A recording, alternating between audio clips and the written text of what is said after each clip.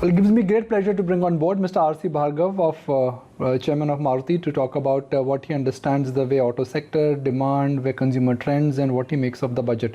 Mr. Bhargav, so nice to have you back on ET Now. Thank you for joining us. Mr. Bhargav, we've been interacting with you regularly during the pandemic time, and you've been very vocal about the demand recovery. You saw it coming, nobody believed it, now everybody is endorsing. Somewhere, are you also equally surprised and stunned with the V-shaped recovery? Because few months ago, we all were contemplating whether we are in for a V-shaped recovery, U-shaped recovery, K-shaped recovery, or L-shaped recovery. Thankfully, it's a V. You know, I don't understand all these V-shaped, W-shaped, K-shaped. I'm very ignorant in all of this. But what I was pretty confident about was that the Indian economy is a very resilient economy. And the moment the restrictions and the limitations of the pandemic were over, and today, the way the government has managed the pandemic, there's now, even though it's not officially over, very little impact of the pandemic. People have gone about recovering from what they were doing earlier and getting back to what they were doing. So whether that leads to a V-shaped or K-shaped or whatever, I don't know. But it certainly, I expected this to happen.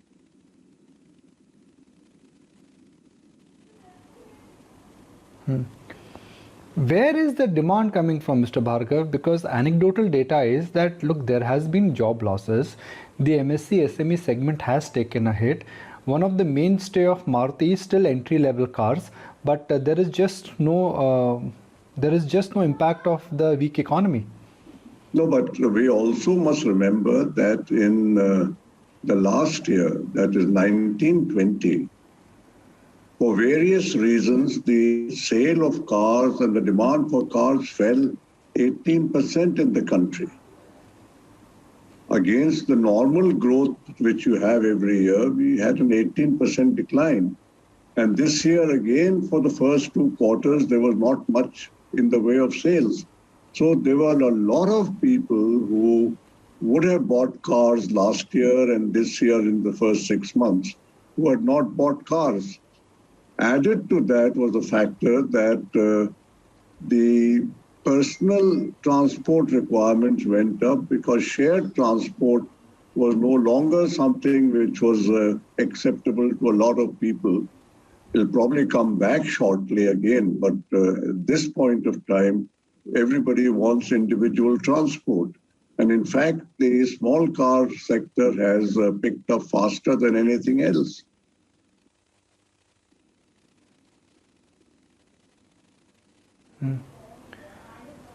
Okay. Mr. Bhargav, so if I have to take that point forward, the auto sector had slowed down before the pandemic. So when do you think things will come back to, let's say, levels of 2017 and 2018? Because that was the level from which auto industry in India started decelerating. I think in 2021-22, we will come back somewhat below what we were in 18-19. But the difference will not, to my mind, be too much. And next year, which is 22-23, I expect that we will get beyond what it was in 18-19, 17-18.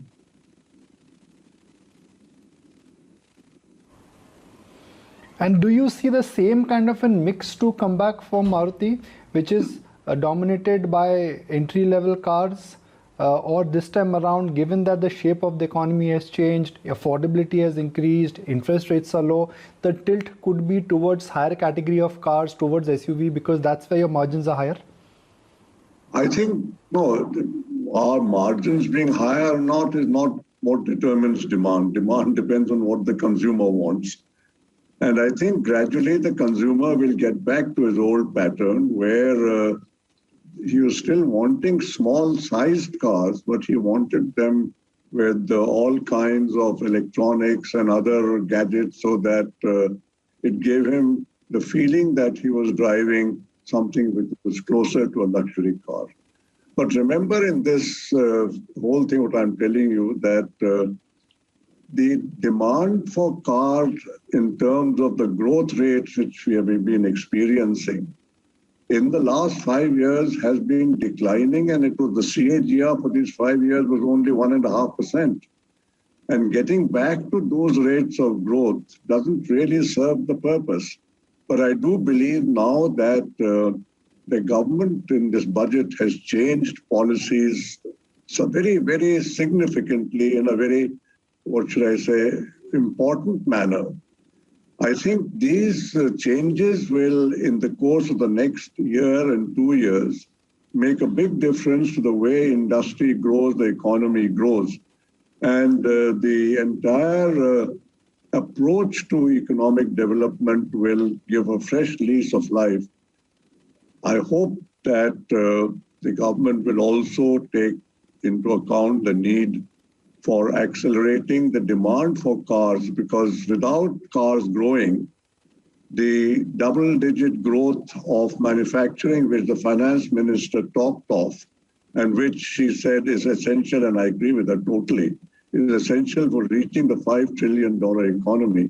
That is going to be much, much more difficult if the auto sector doesn't grow rapidly.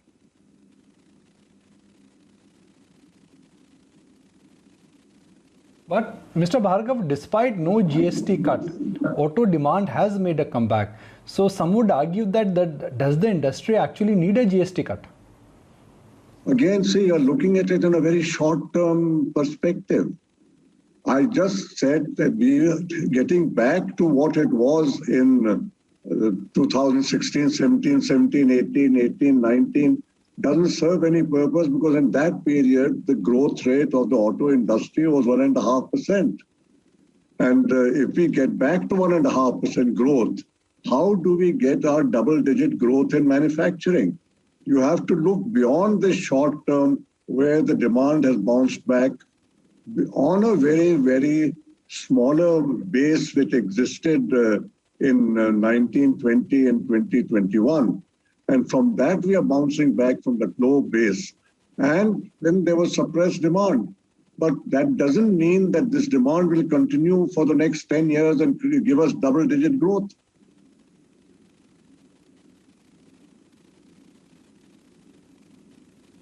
Mr. Bhargav, last time when we saw good demand in the auto sector, the tailwind of low commodity price was very supportive. But in last 6 months, extraordinary things have happened in the commodity prices, steel prices, rubber prices, raw material prices.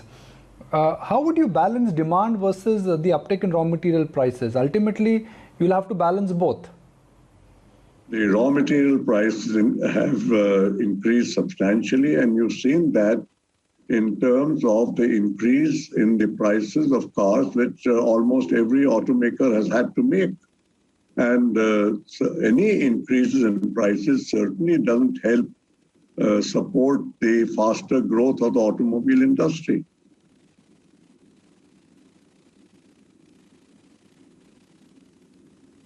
So what is the way out, Mr. Bhargav? Because right now things first got disrupted and now things are normalizing. If let's say commodity prices stabilize plus minus 5% from the current level, will you be able to come back and take your margins at normal levels? When I say normal levels, early double digit is the normal trend for Maruti? What you're talking about is all for the future and a little bit speculative. And I'm afraid I'm not in a position to comment if and what will happen when. Let's see what happens.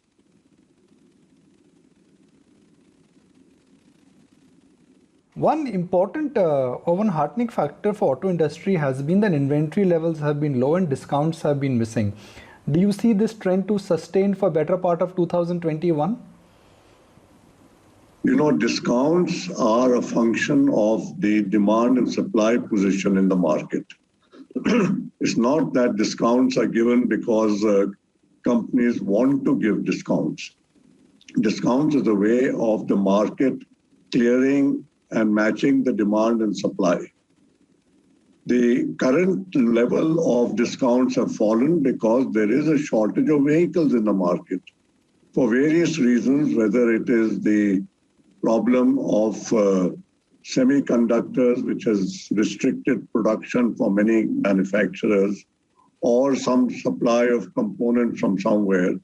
The production today is short of what the current demand is. Now, in future, we have to see how the demand-supply equation works out. And the extent of discounting in the market will be determined by this equation of supply and demand.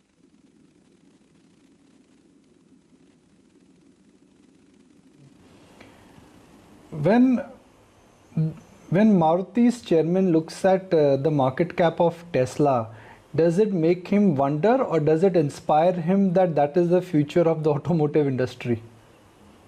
I don't think it has any relevance for us. We don't, I mean, we watch what's happening, we are interested in what's happening, but it doesn't affect what we do.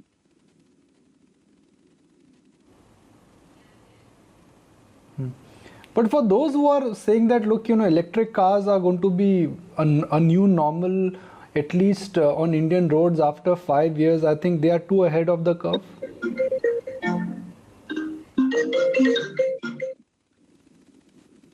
Sorry, electric cars in 5 years, I don't see any large number of electric cars on the road in 5 years. Because the various conditions which will determine the growth of electric cars and consumer acceptability don't exist.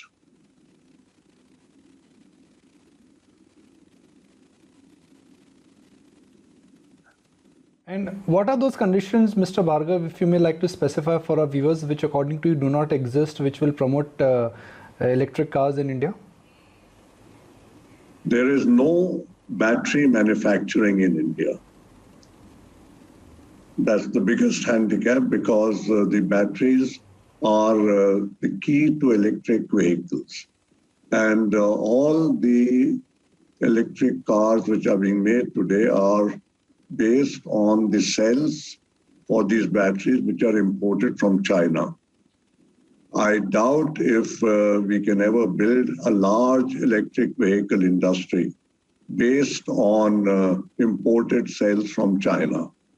The second factor is that at the moment there is not even a proposal which I can see of anybody putting up battery manufacturing in India.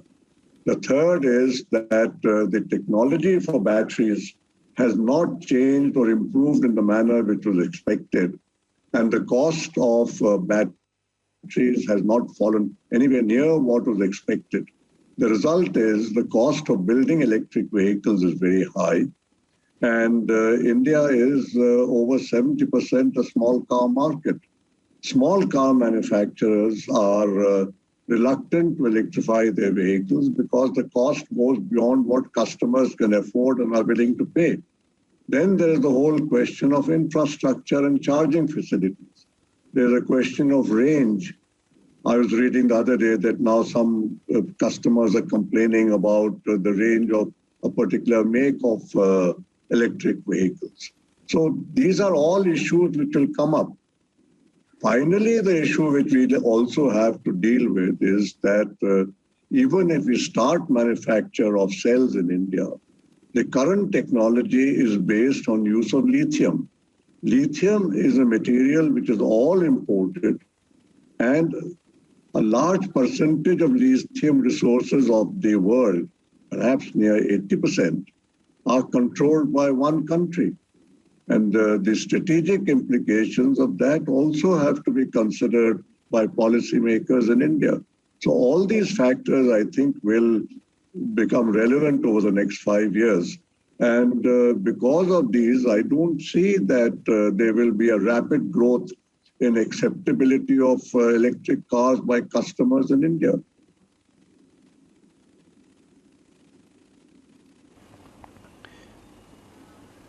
Mr. Bhargav, why is Maruti not a prominent player in the export market? Do you have potential, ability, skill, talent. But if I look at the monthly dispatch numbers for Maruti on the export front, the numbers could have been much, much better. Is this a conscious move? We have to balance the export market with the domestic market. That's the most important thing. And when you say there's a large export market potential for us, we are fundamentally a small car maker. And the market for small cars the world over is still quite limited. It's not as if there is a huge market and other manufacturers are making small cars all over the world. It's not true. We are not makers of what constitutes 80 or 90% of the market in the world today, which are larger cars.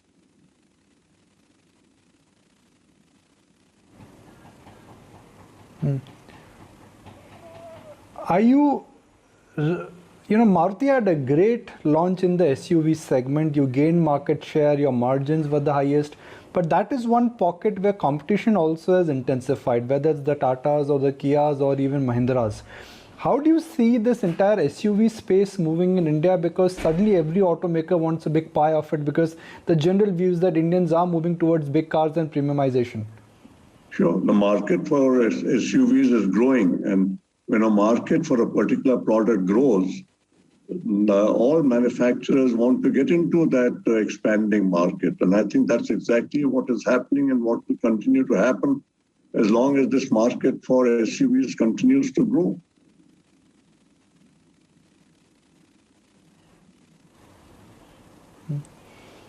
Mr. Bhargav, the success of Maruti is very simple, based on a very simple mantra. Keep on innovating, Indians will upgrade, and as Indians will upgrade, small car market will continue to grow from the classic 800 to Alto and now to different levels of Maruti.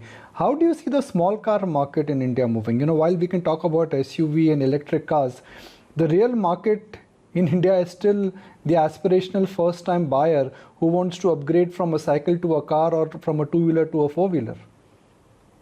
And we are not in any way, what should I say, discounting the importance of this market. We will continue to make products which meet customer requirements for this class of people you just talked about. And you will see this happening over the years. Because I do think that in India, given the kind of infrastructure we have in the cities, the kind of affordability people have here in buying cars, small cars will continue to remain very, very important.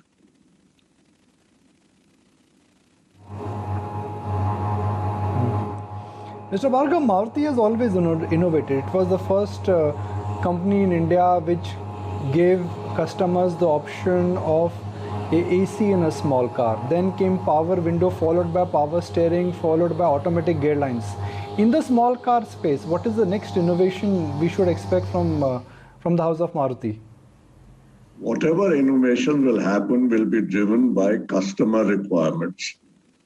And this is something which will keep evolving depending on what the customer needs are. So it's difficult today to tell you what these will be, because we have to follow the market and we have to follow the customer.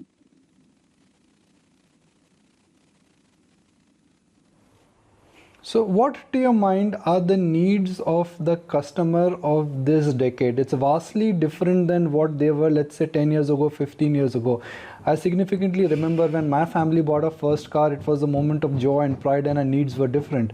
I'm sure the needs of the customer, which you understand more than anyone else, what, to your mind, are the needs of the customer now? Today, the customer is still looking for value for money in India because, as I said, the income levels of customers today in India, for a lot of customers, are still not increased very rapidly. And the prices of vehicles have gone up much faster. In fact, the mismatch between affordability and the price of cars has been one of the, or I would say the most important reason why over the last 5 years, the sale of cars has come down in this country. And I think this is the big problem which we have to face in the future, that if manufacturing in India is going to grow in double digits, the car sector has to grow in double digits. The car sector cannot grow in double digits if there's this big mismatch between customer incomes on an average who buy these cars and the cost of a vehicle. So the problem which we have been discussing and this auto industry has highlighted about the falling demand for cars is essentially a function of the rising cost of cars because of various reasons, regulatory reasons, raw material costs, and all of that, and the income levels of the normal average customer in India.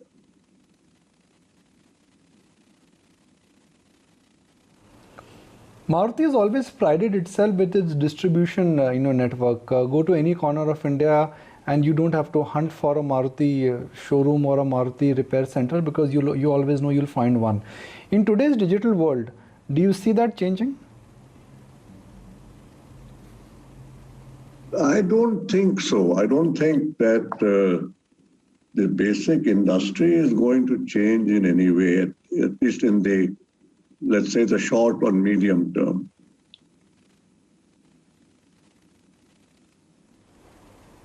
Mr. Bhargav, final question. Now, the whole concept of shared mobility, whole concept of Uber and Ola, it changed the dynamics of the Indian auto industry between 2015 to 2018 or 2016 to 2018. Demand exploded, private vehicles on the road, they exploded, and that in a sense really changed the entire supply dynamics for auto industry. Now that the revival has started, do you see that kind of an demand coming back for auto industry? I thought we discussed this and I said I'm very worried because the demand is not there. The demand has been falling in the last 5 years. I think this factor is not recognized by a lot of you people that the demand for cars in the last 5 years has come down to 1.5% growth a year. So what revival are we talking about? And then what do you expect to happen in growth rates with this kind of demand? You're looking at a short term. No, sir, I was specifically you are taking a short term look at what's happening now. You have not looked at what happened in the last 10 years, 15 years for auto demand. You're not looking at what will happen in the next 5 years, 10 years. You're looking at a 6-month period. It's not the way to look at the auto industry. Auto industry requires the manufacturers to make investments. Investments are large investments. They have to be made ahead of an expectation of growth in the market. If one looks at a market which is growing at 1-2% a year, how much investment will anybody make? And then how much growth will you expect to get? No, sir, I was specifically referring to the point which you also alluded to, that the government budget is strong budget. It is a growth dominated budget. If growth comes back because of infra spending, it will have a multiplier impact. So what are the chances that not this year, maybe in subsequent quarters, we could see a surprise built up in demand? Yes, but where will this growth happen with the car industry, with this price gap between the affordability and the price of cars? Is not going to get a high level of sustained growth. And that is the worry which industry has, which Siam has highlighted, that with this kind of thing which has been happening in the last few years, we do not expect high demand to grow with the current gap between the pricing of cars and what is happening in the market. So we believe that if you want long-term double-digit growth of the auto industry, the rates of tax have to be reduced.